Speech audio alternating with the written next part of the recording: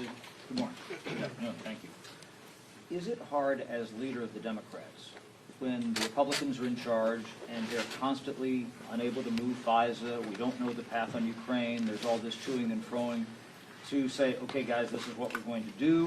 What is the attitude of Democrats when they're hearing all this and seeing this pandemonium? From the very beginning of this Congress, we've made clear as Democrats that we will find bipartisan common ground with our Republican colleagues on any issue in order to make life better for the American people, and we have repeatedly done exactly that. On issue after issue after issue, including most recently making sure that we funded the government in a way that met the needs of the American people in terms of their health, their safety, and their economic well-being. At the same time, we've also made clear that we are going to push back against Republican extremism whenever necessary.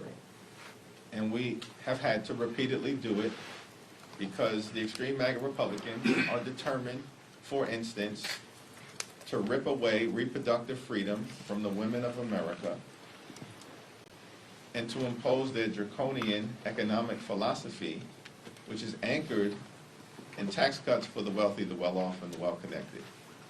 So we're going to continue to stay on this track of doing what is right for the American people and finding bipartisan common ground whenever and wherever possible, but at the same time pushing back against their extremism. Specifically, as it relates to what we've seen over and over and over again from this group of MAGA extremists on the other side of the aisle, it's clear to the American people that in Washington, D.C., we need more common sense, and that's the House Democratic governing philosophy, common sense, and less chaos.